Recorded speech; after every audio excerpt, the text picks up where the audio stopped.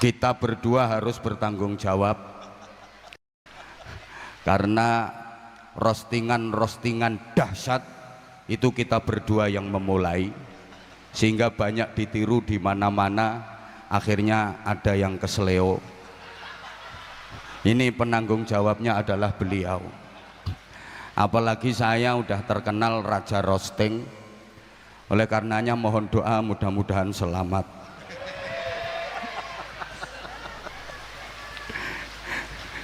Panjenengan juga harus hati-hati karena ini banyak netizen yang memata-matai. Awas nanti digoreng, bahkan diliwet sampai lembut. Mereka menunggu Habibidin offset, Abah Anza melakukan pelanggaran sehingga kami berdua kena kartu merah.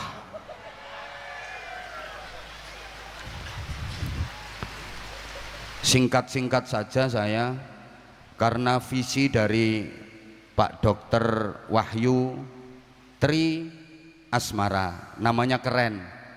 Wahyu itu anugerah pemberian, Tri itu 3, Asmara itu cinta. Berarti beliau mendapatkan anugerah 3 cinta. Memang cinta itu ada 3 tingkatannya. Level cinta ada 3. Ada cinta mulia, ada cinta madya, ada cinta hina. Cinta mulia, cinta level tertinggi, itu cinta kepada Allah dan Rasulullah Shallallahu Alaihi Wasallam. Cinta madya itu cinta pertengahan, cinta kepada orang tua, cinta kepada istri, kepada anak, kepada keluarga. Sedangkan cinta hina itu cinta kepada dunia, cinta kepada harta. Rumusnya begini, siapa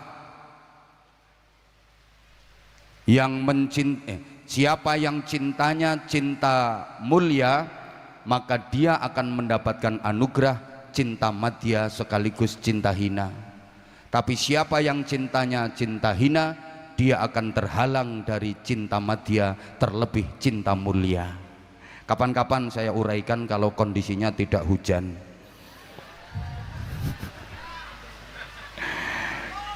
Skincare, ini pengajiannya kan judulnya skincare. Skincare itu urusannya dengan kulit. Karenanya ceramah saya malam ini hanya akan mengingatkan kepada seluruh jamaah bahwa sesungguhnya kita diserang macam-macam penyakit kulit yang berbahaya, tapi kita kurang menyadarinya, sehingga nggak ada inisiatif untuk berobat, nggak ada keinginan untuk sembuh, karena kita nggak sadar kalau sesungguhnya kita diserang penyakit-penyakit kulit tersebut. Saya katakan penyakit kulit itu singkatannya kurang solid, sehingga terjadi perpecahan, sehingga terjadi kekacauan, semuanya jadi rancu karena penyakit kulit kurang solid. Penyakit-penyakit itu adalah kudis, kurap, kutil, dan kusta. Penyebabnya adalah kuman. Jadi kudis, kurap, kutil, kusta, penyebabnya kuman. Ini kalau nggak dijelaskan ya nggak paham. Wong yang datang ini ganteng-ganteng, cantik-cantik, tapi aku nggak berani ngomong oon sekarang, bahaya. Biasanya aku bilangnya oon gitu, nanti digoreng sama dengan GOBLOK. Penyakit yang pertama namanya kudis, kurang disiplin. Penyakit kedua namanya kurap, kurang rapi. Penyakit ketiga kutil, kurang teliti. Penyakit keempat kusta, rakus harta. Dan penyebabnya adalah kuman, kurang iman. Terima kasih aplausnya karena ini mikirnya lama. Ya hanya ini saja yang akan saya uraikan. Ini ada kaitannya dengan skincare nanti. Dan setelah ini insya Allah Anda akan pangling dengan wajah saya yang makin glowing, karena saya akan dapat kiriman rutin DRW skincare ke rumah. Aku ora iso mbayangke nek wajahku glowing kok nyaingi makhluk iki kok. Coba Pak Dokter, coba aku pengen membuktikan kesaktian DRW skincare. Wes pokoknya kelinci percobaannya saya. Pokoknya setelah ini kok wajahku jadi glowing, berarti DRW skincare betul-betul manjur, betul-betul mujarab, betul-betul oke. Coba plus 1, skin anti tuwek. Tahu-tahu mati. Penyakit pertama namanya kudis. Kita itu punya penyakit kronis loh ya, namanya kudis, kurang disiplin. Padahal Islam itu sangat menganjurkan, bahkan mewajibkan disiplin. Coba kita perhatikan rukun Islam yang 5 itu semuanya ajaran kedisiplinan. 1, syahadat, disiplin akidah. Asyhadu an la ilaha illallah wa asyhadu anna Muhammadar Rasulullah. Ayo dibaca sama-sama 3 kali. Siapa tahu kita terjebak dalam syirik, baik syirik besar maupun syirik kecil, tapi kita tidak sadar. Ayo bareng-bareng, 1, 2, 3. Asyhadu an la ilaha illallah wa asyhadu anna Muhammadar Rasulullah. Ini disiplin akidah. La ilaha illallah Muhammadur Rasulullah. Kalau dalam suratul Fatihah, iyyaka na'budu wa iyyaka nasta'in. Hanya kepadamu ya Allah kami menyembah, kami beribadah, dan hanya kepadamu ya Allah kami mohon pertolongan. Karena sekarang mulai banyak orang yang iyyaka na'budu wa dukun nasta'in. Dia masih mau nyembah Allah tapi minta pertolongannya kepada dukun. Disiplin akidah harus benar-benar kita terapkan dalam kehidupan, terutama di era seperti sekarang ini. Zaman boleh berganti, tapi iman jangan sampai mati. Masa boleh berubah, tapi akidah jangan sampai goyah. Jadilah seperti ikan di laut, walaupun direndam air asin bertahun-tahun, tapi ikannya nggak katut asin.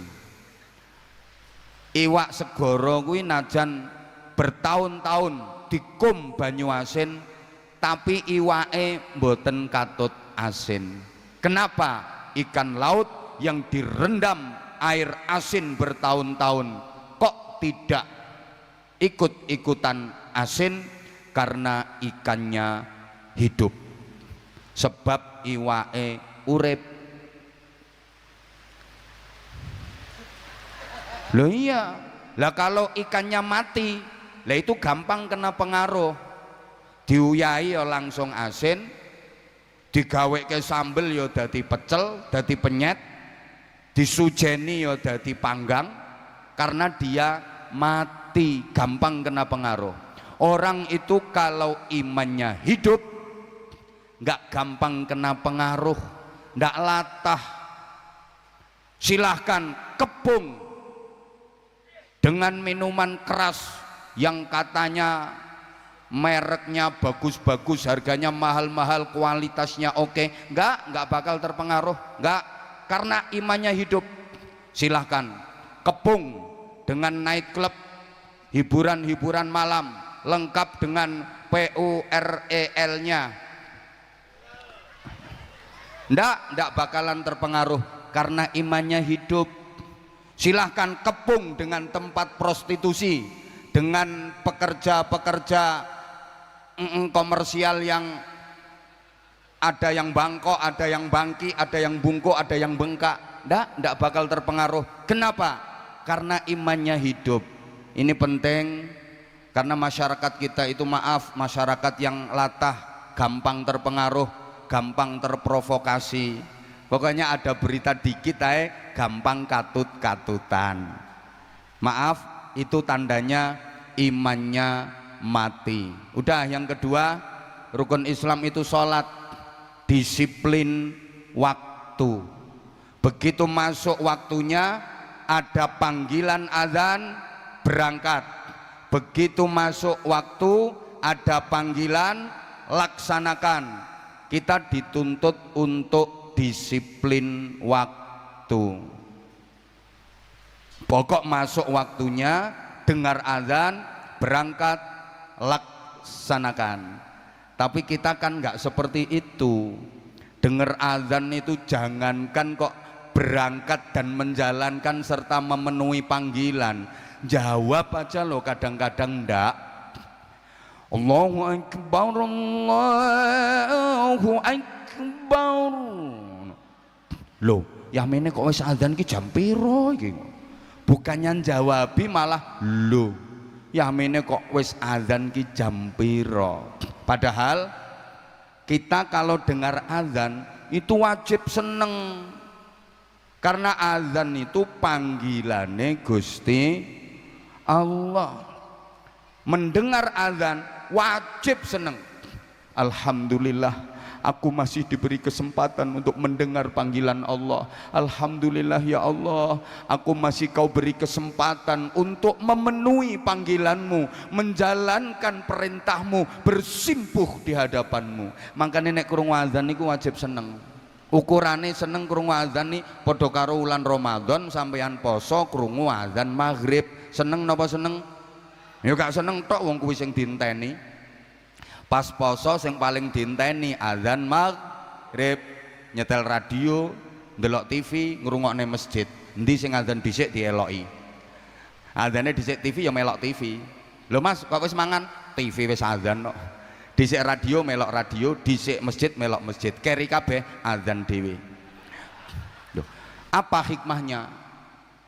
Gini loh hikmahnya. Kita kalau mendengar azan kok kita seneng. Azan itu panggilan Allah.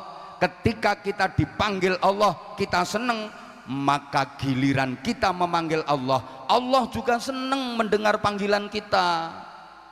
Kalau kita dipanggil Allah, kita menjalankan, maka giliran kita memanggil Allah, Allah juga memperhatikan. Wis gampangane ngene, lek sampeyan ditimbali Gusti Allah kok sampeyan gatekke, giliran sampeyan manggil Allah, Allah yang gatekke panggilan sampeyan. Kapan kita memanggil Allah? Waktu beribadah kita memanggil Allah. Ketika berzikir kita memanggil Allah, bersolawat kita juga memanggil Allah, memanggil Rasulullah. Ketika berdoa kita memanggil Allah, Allahumma Rabbana, ya Allah. Bukankah itu kita memanggil Allah? Diperhatikan apa enggak sama Allah? Ya tergantung. Kita ketika dipanggil Allah merhatikan apa enggak? Kalau kita dipanggil Allah, kita merhatikan panggilan Allah. Giliran kita memanggil Allah, Allah pun akan memperhatikan panggilan kita. Dari sini setidaknya kita tahu dan sadar kenapa doa-doa kita susah diijabah. Karena mungkin sebabnya kita sering tidak menghiraukan panggilan Gusti Allah. Halo? Coba kalau dipanggil Allah waktu subuh, as-salatu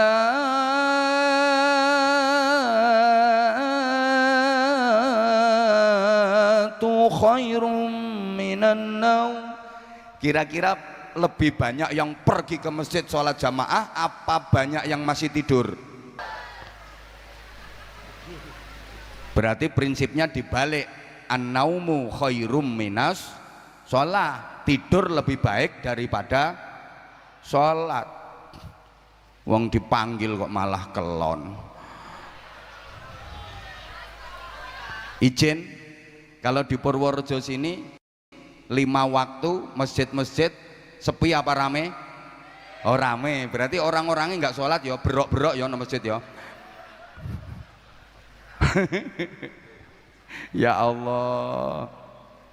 Jadi sekali lagi, kalau kita pengen diperhatikan Allah waktu kita memanggil Allah, di antara yang harus kita lakukan, ya kalau kita dipanggil Allah ya kita harus merhatikan Allah. Sama malam ini kita bersolawat, kita memanggil-manggil Rasulullah, diperhatikan nggak sama Rasulullah? Ya tergantung kita, gitu loh.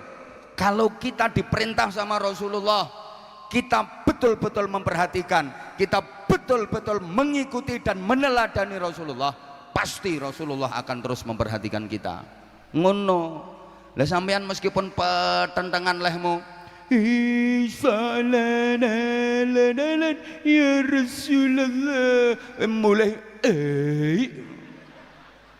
ya ndak direken sama Rasulullah.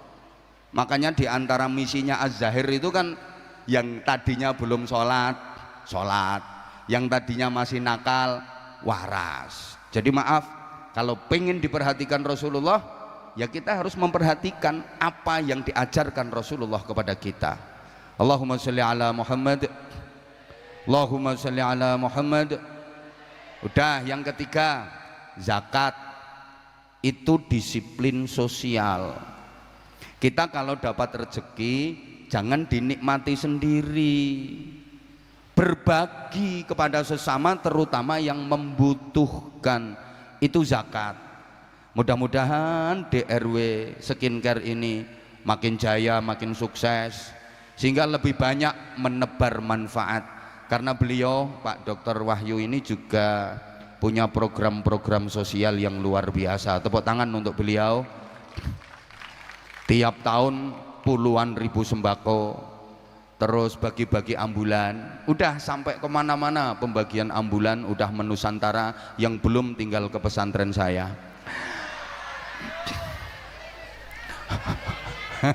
Izin Pak Dokter, sama. Makanya saya baca profilnya jenengan itu saya seneng. Wah, ini misinya kayak saya.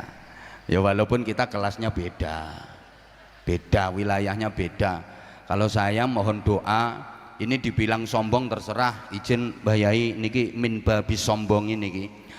Lare-lare sing derek kula ten pesantren sekarang udah 2.500 lebih dan semuanya free, bebas biaya. Dari 2.500 sekian itu yang 700-nya adalah anak-anak yatim. Mohon doanya Pak Dokter, ini saya sampaikan supaya hati penjenengan terketuk.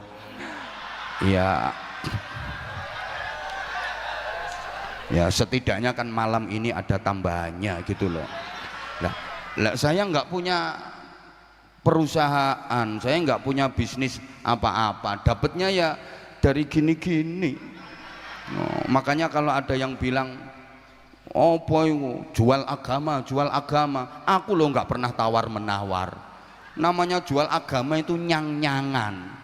Iso dodolan agama lho, lambe syukur mbletat. Lihat dulu kegunaannya, lihat dulu manfaatnya. Yaitu kalau untuk kepentingan pribadi mungkin zalim. Kalau saya meskipun mahal misalnya,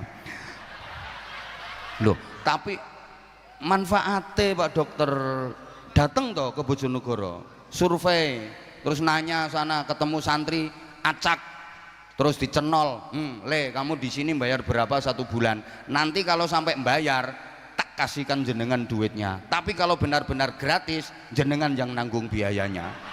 Loh, oh no, 2.500 lebih itu nggak sedikit tuh loh. Tuh 1 bulan itu beras itu 13 sampai 15 ton tiap bulan, itu baru berasnya saja. Saya tahu orang saya yang belanja.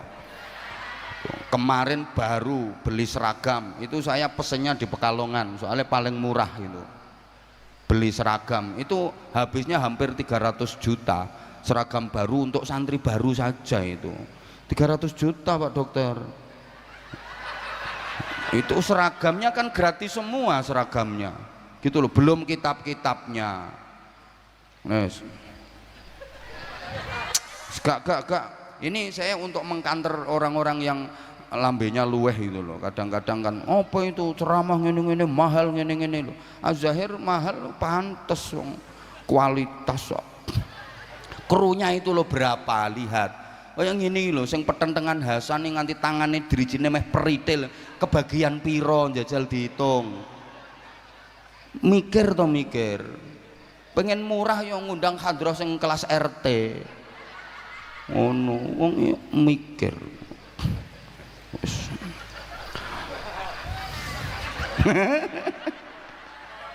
Ya Allah, udah. Zakat itu artinya kan pembersihan, mensucikan. Kalau zakat mal ya berarti mensucikan harta. Udah gini, yang kita dapat itu pendapatan bruto. Kalau nggak tahu pendapatan bruto itu pendapatan kotor. Yang boleh kita konsumsi, kita makan, kita minum, kita pakai itu yang neto, yang bersih. Dari bruto menuju neto itu ada proses pembersihan namanya zakat. Makanya orang yang sudah punya nisab nggak mau mengeluarkan zakat itu orang geragas. Bahasa Inggrisnya the celutak. Ini kayak orang disuguhi kacang dimplok sak kulit-kulite, dikasih ikan gurami dipangan sak telek-telek. Itu orang yang nggak mau zakat. Kita itu kadang-kadang terlalu, sungguh terlalu kita ini. Yang kita dapat itu 100% pemberian Allah. Allah merintah itu cuma dikit kok, keluarin 2,5%-nya, kan dikit banget toh. 100% yang kita dapat ini pemberian Allah. Lah Allah merintah mengeluarkan nggak banyak, cuma 2,5%. Yang 2,5% itu loh kasihkan itu yang berhak. Yang 97,5% pean gawe-gawenen panganan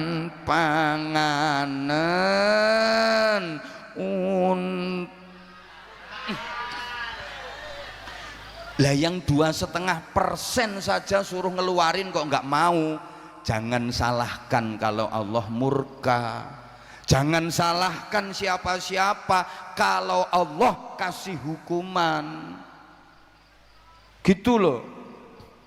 Masa suruh ngeluarin 2,5% aja ndak mau.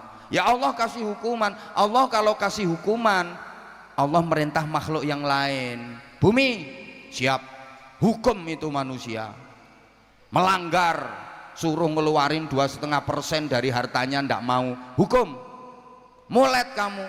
Bumine mulet, siap bumine mulet, regredek gempa dengan kekuatan dahsyat.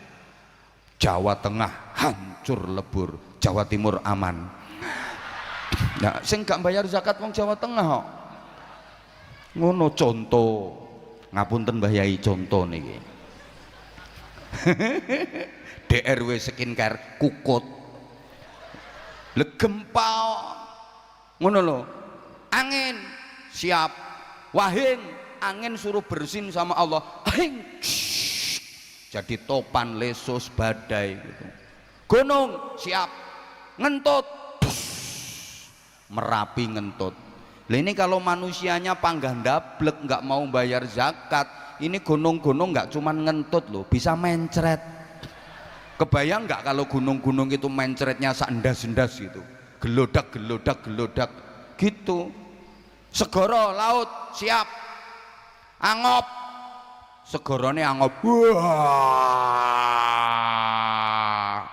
ombak naik ke daratan. Dipimpin ratunya Al Mukarramah Nyai Tsunami radhiyallahu anha. Ayo hati-hati. Makanya ini insya Allah nanti di akhir ceramah saya ada door prize dari DRW Skincare, 1 buah kulkas. Bener Pak Dokter? Bener? Sama 10 paket skincare bagi yang beruntung. Nanti gini aja, yang bisa bikin quotes tentang kecantikan nanti silahkan tunjuk tangan. Yang bisa bikin quotes tentang kecantikan nanti angkat tangan, ditunjuk sama Habibidin, akan mendapatkan paket skincare plus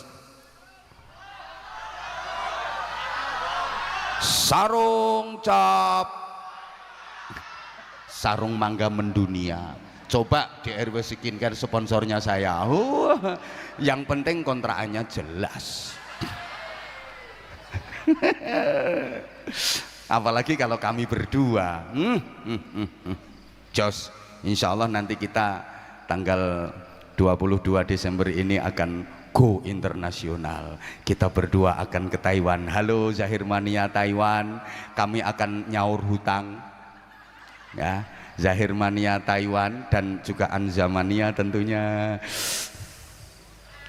22 Desember siap, kita nanti duel di Taiwan insyaallah. Allahumma sholli ala Muhammad. Kemudian yang keempat, puasa itu disiplin kesehatan. Sumu tasihhu, berpuasalah kalian maka pasti kalian akan sehat. Apa hubungannya puasa dengan kesehatan? Jamaah sekalian, tubuh kita itu juga perlu diistirahatkan. Manusia itu ibarat tumbuh-tumbuhan, ibarat tanaman, memang perlu disiram air. Manusia ini ibarat tanaman, kalau pengen hidup, tanaman itu perlu disiram air. Manusia hidup perlu makan minum. Tapi tanaman yang perlu disiram air itu kalau terus-terusan digerojok air, yang terjadi tanaman itu akan mati, minimal dalam bahasa Inggris the bosok. Manusia butuh mangan, butuh minum, tapi kalau terus-terusan makan minum terus tanpa diistirahatkan setahun penuh 12 bulan, ya bosok jadinya, gampang terserang penyakit. Maka perlu berpuasa. Loh, sampai dari sisi medis pun orang kalau mau menjalani operasi itu loh disuruh puasa dulu. Nggih napa nggih? Minimal 1 bulan Ramadan diistirahatkan, jangan digerojok terus. Ya nanti kayak tanaman yang terus-terusan digerojok air, pasti dia akan bosok, pasti dia akan mati. Loh, manusia kok nggak ada istirahatnya, makan minum terus-terusan, gogrok, gampang diserang penyakit. Nah, yang lebih bagus lagi, jangan setahun 12 bulan, istirahatnya sebulan Ramadan. Kita persempit ruangnya, setiap minggu 7 hari kita istirahatkan 2 hari, Senin dan Kemis. Jadi Senin dan Kemis kita puasa. Tiap dino Senin usahakan nyenen, tiap dino Kemis usahakan ngemis. Maksudnya puasa Kemis gitu. Yang kelima, haji itu disiplin hati. Loh, karena ibadah haji itu mencakup semua jenis ibadah. Gini jamaah sekalian rahimakumullah, sehingga haji itu ibadah yang paling berat.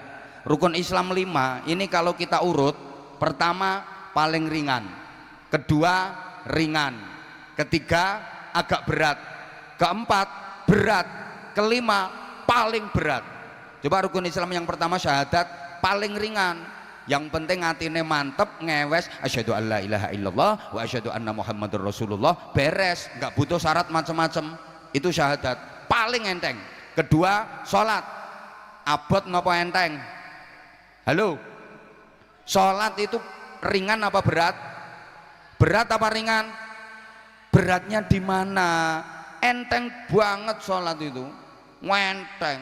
Apalagi sholatmu wis angger usolli ngadeg Allahu Akbar bismillah entul-entul jadi dulik-gulik ndut-ndut gobek-gobek. Lah kalau nggak mampu berdiri boleh kok sholat sambil duduk. Nggak kuat sholat sambil duduk boleh, fa'ala jambin, berbaring boleh. Nggak mampu famustalqian, lumah-lumah boleh. Ya kepalanya Indonesia, ya kepalanya di timur dikasih bantal agak tinggi, ndelujur, kakinya di barat, ya tanya mbah yai ku carane. Lu itu udah nggak mampu, fabil isyarah, boleh pakai isyarah kok. Sholat nganggo kedep iki lho oleh. Abote ning ndi? Allahu Akbar pet, terus biar. Walau dolin pet sup biar. Sami Allah liman hamidah. Allahu Akbar pet subhanallah. Biar. beratnya di mana? Lu gitu nggak mampu, lakokne neng atimu ngelakoni sholat, lu wis gak mampu, dirimu malah dimuliakan, ditempatkan di depan imam. Jenengan wis nate sholat manggen, jenengan manggen neng ngarepe imam pun nate sekedap meleh, insyaallah, insyaallah. Lu ngono kok beratnya di mana? Yang ketiga zakat, lagi mulai agak berat karena ada kaitannya dengan harta, ada kaitannya dengan duit. Sementara manusia itu punya tabiah, punya karakter seneng harta. Zuyyina linnasi hubbus syahawati minan nisa'i wal banina wal qanatiril muqantarati minadz zahabi wal fiddati wal khailil musawwamah. Halo? Halo? Wal an'ami wal haras. Jadi dihiaskan bagi manusia, ini menjadi tabiat manusia, seneng kepada satu, an-nisa artinya lawan jenis. Selama normal pasti seneng dengan lawan jenis. Wal banin yang kedua anak. Setiap orang nikah berkeluarga pasti targetnya pengen punya anak, karena al-walad samratul fuad, anak itu buah hati.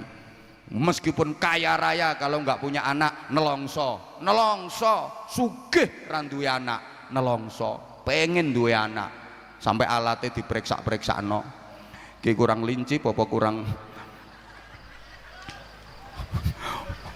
minan nisa wal banin, terus wal qanatiril muqantarati minadz zahabi wal fiddah. Apa itu kalau bukan uang? Perhiasan emas dan perak. Kalau zaman sekarang ya punya ATM silver and gold. Minadz zahabi wal fiddah, berarti ATM-nya gold and silver. Wal khailil musawwamah, kuda yang bagus. Ini simbol kuda yang bagus itu kendaraan. Kuda itu kan binatang yang tubuhnya kuat, larinya cepat, bentuknya memikat. Kendaraan bodinya kuat, halo, larinya cepat, bentuknya memikat. Kalau sekarang ya Toyota Alphard minimal. Wal khailil musawwamati wal an'am. Loh, itu semua manusia suka gitu loh, mohon maaf. Makanya zakat itu berat karena ada kaitannya dengan duit. Kabeh wong seneng karo sing banter to, dadi apa wae ya seneng karo sing dadi kiai ya wis dadi apa wae gitu loh. Makanya kita nggak usah munafik lah. Ini memang ujian buat kita. Zakat itu berat karena manusia itu seneng donya, dan ini yang membuat manusia nanti itu berat meninggalnya. Karena meninggal itu, mati itu kan meninggalkan donya, dipaksa meninggalkan yang sangat dicintai. Loh, orang dipaksa berpisah dengan yang dicintai itu sesakit-sakitnya rasa sakit yang teramat sakit. Sehingga orang yang susah meninggalnya itu karena apa? Ya karena dia terlalu cinta dunia gitu loh. Setelah itu puasa, oh lebih berat lagi karena ada kaitannya dengan ngempet nafsu. Kelima, haji paling berat. Oke, karena haji ini wah pertama biayanya aja udah berat toh. Nggih napa mboten? Walaupun misalnya misal bukti, misalnya sampean punya duit 600 juta, ditawari dipakai untuk berangkat haji langsung sama ditawari tanah, pilih haji apa tanah? Ya tanah, mulane rupane do kaya grogalan. Lah iya memang berat toh kalau diurut. Nah, ini dari segi kesehatan. Terima kasih. Berikutnya yuk belajar dari profesinya Pak Dokter. Ini kalau kita betul-betul pengen sehat, dokter itu profesi yang luar biasa. Banyak ilmu-ilmu yang kita dapat dari dokter. Di antaranya, ini dokter umum ya, dokter umum. Ilmu yang bisa kita dapat dari profesi dokter. Dokter itu kalau menghadapi orang sakit, nggak dianggap orang yang mau mati. Dokter ki nek ngadepi wong loro, ora dianggap wong sing arep mati, tapi dianggap orang yang belum sehat. Mbuh ra dirungokne aku kok. Dokter ki lho nek ngadepi wong loro, kuwi ora kok dianggap wong sing ape mati, tapi dianggap wong sing durung mati, durung sehat. Makanya ditelateni, dirawat, diobati. Terbukti yang tadinya sakit menjadi sehat. Kita harus begitu. Kita kalau menghadapi orang nakal jangan dianggap itu orang jelek. Wong nakal ki aja dianggap wong elek, anggepen kae wong sing urung apik. Ayo ditelateni, diapik. Iya. Insyaallah engko suwe-suwe dadi apik. Allahumma sholli ala Muhammad. Yang kedua, dokter itu kalau mau nyontek pasien itu enggak sembarangan. Ya Allah, dokter nek arep nyontek uang mesti katoke dipelorot. Duduk katoke doktere dhewe. Katoke wong sing ape disonteki lho mesti dipelorot. Tapi nek melorot ora sak nggon-nggon. Ya wonge dilebokno kamar. Nek wis wonge mlebu kamar ditutup rapet jebret. Sing ning jaba ora ngerti. Ora langsung dipelorot. Wonge kon mapan sik genah. Nah, nek wis mapane genah baru dipelorot, lagek disontek cus. Lah wong iki ora oleh metu nek urung katokan meneh. Sampeyan tahu ngerti ana wong bar disontek dokter metu terus katoke sik pelorotan. Metu wis rapi, dadi sing nang jaba iki gak